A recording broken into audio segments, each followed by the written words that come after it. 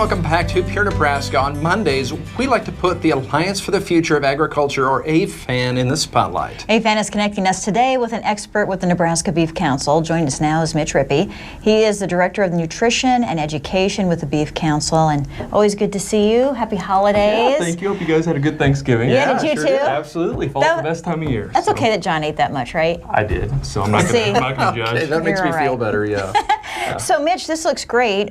Batch cooking, maybe explain what this is. Well, I think for a couple of reasons, batch cooking is important because as we head into the busy holiday season, we're often pressed for time and looking for ways to maximize our efficiency.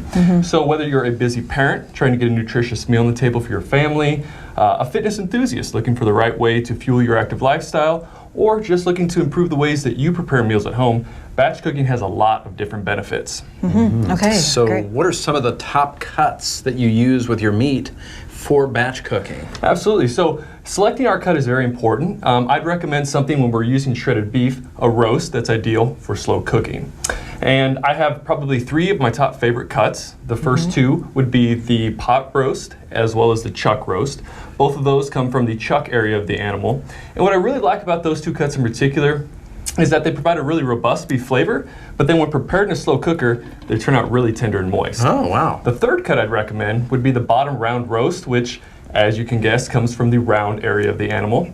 And it's a lean, economical beef cut that really provides perhaps the best flavor when braised prior to being placed in a slow cooker. Okay, and then how about preparation? I know you've got all this planned out ahead of time here. Absolutely, and what I really like about batch cooking is it's a cook once, eat twice, eat multiple times, and it's super easy. So, for instance, once we select our cut, we can simply take our roast, place it in a slow cooker, maybe throw some onions and minced garlic on the bottom, then set it to low for 8 to 10 hours.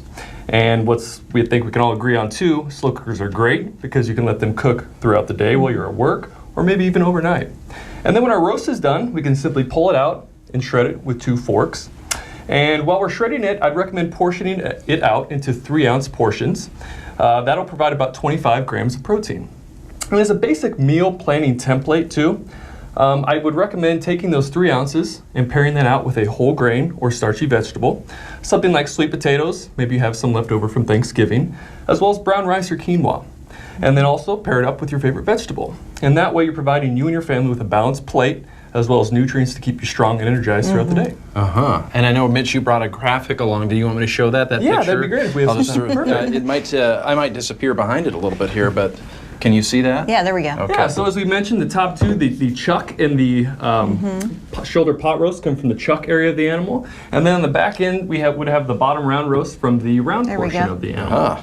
So those are great, ideal for slow cooking. Those are something that we can cook low heat for a longer period of time as well. Boy, Mitch, this is economical too, right? This is Absolutely. It can help save time, keep you on a budget, and like I said, it provides you and your family with the nutrients you need. Let's say someone needs a little help because you're so organized. Is there a place they can go online to get ideas about meals? You bet. I'd recommend checking out, in this instance especially, beefitswhatsfordinner.com. We have a special area dedicated to batch cooking, whether you want to use shredded beef in a roast, steak, or ground beef, it's all there.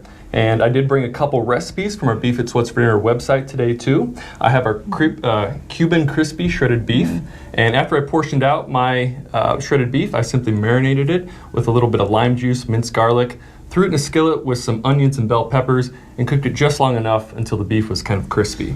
Pair that out with some black beans and white rice, and you have a really balanced, well-rounded meal. Okay, so there That's we just go. one example there of some of the things that Mitch has brought. Absolutely. The second one I would have too is our shredded beef 5 ways, and that would be the Asian variety. So I took the shredded beef, mixed that with a little bit of teriyaki sauce, and then I put it in a lettuce cup on a bed of quinoa and garnished it with some carrots and cucumber slices then too to really round it out. Okay. This looks great, very healthy and very nutritious for family, especially this time of year. Ward off that sickness that's out there. Absolutely, So always this is important great. too. All right, Stay thank healthy, you for stay nutritious. thank you for being here. Absolutely. Thanks, Mitch. Yeah.